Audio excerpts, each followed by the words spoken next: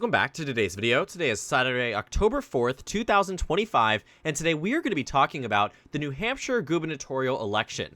Kelly Ayotte, the incumbent Republican governor from New Hampshire who won her first election in 2024 by a margin of roughly 9 points, now might be facing a serious primary challenge from Corey Lewandowski, Donald Trump's first ever campaign manager, amid a battle with the White House over redrawing the congressional maps in the state of New Hampshire ahead of the 2026 midterm elections. Now, we made a video about this months ago talking about Republicans suffering another loss in the state of New Hampshire as Governor Kelly Ayotte told the press that now is not the right time to explore redrawing the maps for the 2026 midterm elections. New Hampshire is a state that currently has two Democratic representatives, from New Hampshire's 1st and New Hampshire's 2nd, Maggie Goodlander and Chris Pappas, who come from battleground districts, who won in the last election, Chris Pappas by 8 points, Maggie Goodlander by 6 points, both of them outrunning Kamala Harris in the districts here. The state of New Hampshire itself is one that ultimately finds itself more competitive in multiple elections, but in 2024 voted for Kamala Harris by roughly 3 points.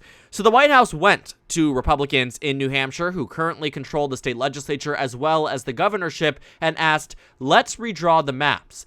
Kelly Ayotte, however, said, I'm not signing that into law. And that's the big problem here for the New Hampshire GOP and Republicans across the country. What Donald Trump is asking for isn't two Republican districts, it's near impossible to draw that, but rather one safe Republican district and a toss-up Democratic district, which we've seen in propositions before. But even the former Republican governor, Chris Sununu, who had been a very big critic of Donald Trump before endorsing him in 2024, had actually shot down any type of congressional maps that would be drastically different than that of the maps that Democrats and Republicans were working with in the 2020 election. Because the maps at play actually did lend themselves to allowing Republicans to win in districts, whereas other maps may not have. And what we have known here is that if the map was to go through, chances are the legislature wouldn't draw one safe Republican district and a toss-up district. Chances are it'd be one safe Democratic district and a safe Republican district, which on the net might benefit the GOP right now, but may not in the long run. After all, if we were to shift this map by roughly 10 points here, which we aren't able to do because of the national standing, but if we go back to the national map and shift it, New Hampshire would end up with 2 Republican districts. If you shift the nation by about 10 points, 2 Republican districts in the state of New Hampshire. Now, obviously, it's not the easiest thing for that to happen. Republicans also know their only real opportunity here would maybe be New Hampshire's 1st because of Chris Pappas running for a statewide race, and the incumbency factor is removed from the Democrats here. But now, again, this very high-level conversation about it, ultimately to say Kelly Ayotte said no, but the White House wants a yes. And so the Trump team and the White House said just 5 days ago that there could, quote, very well be consequences to GOP governors who decide not to redraw their maps. That explains why, right as the question was given by the White House to states like Missouri, they redrew their maps to make Missouri's 5th district from safe Democrat to safe Republican. And why in Indiana, Frank Mervyn, in Indiana's 1st, is now going to be drawn into a district that is safe for the GOP. Because there is no saying no to Donald Trump, and it's not even as if many of these governors who are MAGA want to say no to Donald Trump. Realistically speaking, this is their guide in the party. He runs the political party, does what he wants, and he says Indiana redraw, they say sure. They tell Missouri redraw, they say sure. They told Greg Abbott redraw your maps, and the Republicans said sure. But in New Hampshire, it isn't happening. And so now Corey Lewandowski, who has very high name ID, might I add, amongst not only New Hampshire Republicans, but a Republican base, very, very strong one at that. New Hampshire also happened to be the best state of the early states for Donald Trump in the 2016 Republican primaries. It feels like years ago. I mean, it was nearly a decade ago. But it was New Hampshire that gave Donald Trump his first win, not Iowa, not South Carolina, but New Hampshire came first. And they said, Donald Trump is our guy. And so looking at, Corey Lewandowski in this race here, I think the threat is very much one that could really harm the GOP's chances of winning the governorship again in 2026. And the question arises, do they even care? Because the consequences that I think that the White House believes would be is that the Republicans would somehow successfully primary Kelly Ayotte, who's a popular governor right now, so popular no mainstream Democrat has even dared enter into the race right now in a state that Kamala Harris won, Joe Biden won, Hillary Clinton won, Barack Obama won, John Kerry won. I mean, this is a Democratic state. It hasn't gone red since, before the 21st century in the year 2000. Looking at this election in 2026, Republicans probably are the shoo-ins right now, but that's only with Kelly Ayotte as the nominee. She keeps this race inside elections as solid and safe Republican. Larry Sabato and the Cook Political Report say likely for the GOP. This is a blue state, might I add, right? Harris won this state. When you look at coinciding elections too, almost everywhere else, it was the Democrats who did very well. You saw it in the House races. We can actually see multitude of elections too, right? When it came down, Republicans, though, dominate in the state legislature. Don't get me wrong about that. But when you're really seeing exactly what New Hampshire is comprised as, 2 Democratic senators, right? New Hampshire is a blue state in that regard. Has very much been open to Democratic governors in the past, but Republicans have been on a winning streak, but only because they have the right Republicans for New Hampshire. An interesting case study, I think, would be the neighboring state of Vermont. That in the 2024 election, we saw Phil Scott defeat the Democratic nominee by a margin of 51 percentage points as a Republican in a state that Kamala Harris won by 31 points. How does this happen? Well, Phil Scott is a moderate.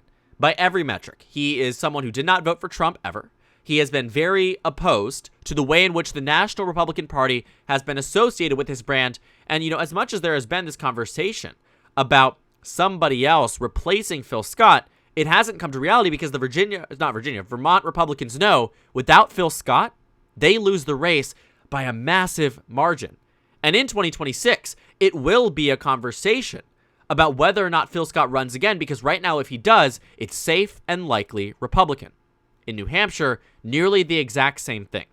But the problem here for the GOP is that if it is Corey Lewandowski, no doubt in my mind that New Hampshire ends up voting, not just for the Democrats in the way they did for Kamala Harris, but it would remind me a lot of how the Senate election turned out in 2022 when Don Bolduc ran against Maggie Hassan in this race. Everybody said it's going to be close. Lean, tilt, toss-up. The polls said it's going to be close. Maggie Hassan's up by 1. She's up by 2. She's up by 3. In fact, she said, nope, I'm up by 9.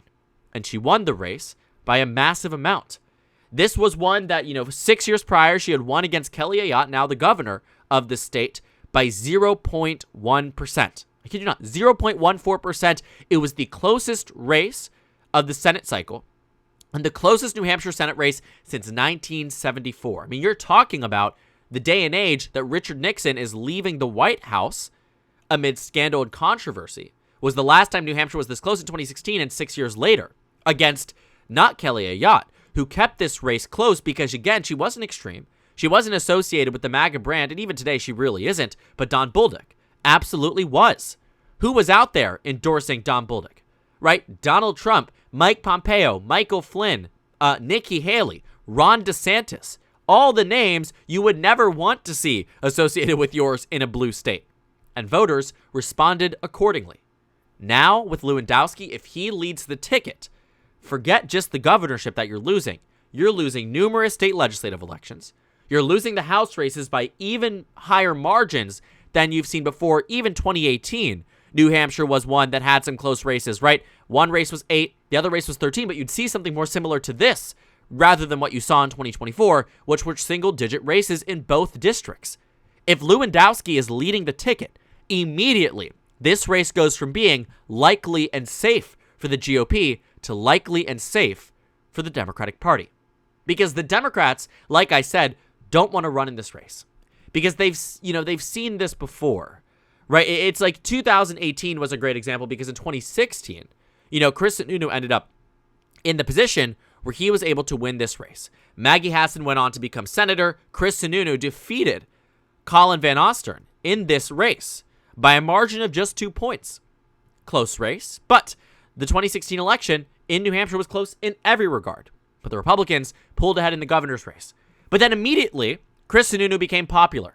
In 2018, despite the national environment being very good for the Democratic Party, Chris Sununu won by an even larger margin than 2016, and he won by 7. 2 years later, his popularity through the roof. Opposed Donald Trump, but still voted for him. Then became someone who was known for good policies as a Republican governor in a state that was hit hard by COVID, and Chris Sununu won 65% of the vote. And in 2022, he returned and won with 57% of the vote. But in 2024, he decided that he was not going to run for re-election. Decided that he's not going to run for Senate either, and so this became an open race. But Kelly Ayotte, as the former U.S. Senator, had this benefit of extremely high name ID and went through the Republican primary very easily and went on to win the vote, 63% of the vote, against a more Trump-aligned candidate. But of course, she was the former senator, and there was no firm opposition to Kelly Ayotte in this position. In fact, received the endorsement of Chris Sununu, received the endorsement of Don Bolduc, who was the most associated with Donald Trump, and Chuck Morse, who ran against her, was the former president of the New Hampshire Senate. But in 2026, as Donald Trump expresses immediate and clear displeasure with Kelly Ayotte, I wouldn't be shocked if he tried to endorse in this race and tried to push her out of the race. And if he does, the Democrats will swoop in and easily win this election. There have been many cases of Donald Trump going after incumbents and losing, but oftentimes going after incumbents, sometimes winning, to lose the general election. And that's what I think would happen in New Hampshire. Now, I'm not thoroughly convinced Lewandowski would defeat a popular Republican governor in a primary, but I am convinced that he will try if he wants it, and I do believe that as his former campaign manager, and as the White House has already expressed displeasure with Kelly Ayotte, would endorse and would make this race more competitive than it needed to be. And God forbid for the GOP, Lewandowski ends up being the nominee, this race completely turned on its head in a way that dramatically benefits the Democratic Party. So, we'll see what happens in New Hampshire. Do Republicans, end up hurting themselves in this race? Do they end up making their chances go from 95% to 5%? Because that really is the question. And let's say Corey Lewandowski is in fact all in, as he hints that he wants to run in this race. And let's say the White House puts their full backing behind him. I'd be shocked to see if this race wasn't competitive on the primary side, but if he makes it to the general, it's game over for the Republicans, who might be able to hold on to this seat for a very long time with Kelly Ayotte. The question is, are they going to nerf her before it is even possible? Because as it stands today, it would be a fascinating race to watch in a state the Republicans have not won since George W. Bush's election in the year 2000. So thank you guys so much for watching this video. Make sure to comment down suggestions below. Subscribe on the left if you haven't already, and check out the Instagram and Twitter. At the bottom left of the screen, there's also a Discord server for you to go ahead and join. On the screen, there's a video for you to watch, and then a playlist for my 2026 governor election analysis videos. Again, thank you guys so much for watching, and I will see you all later today.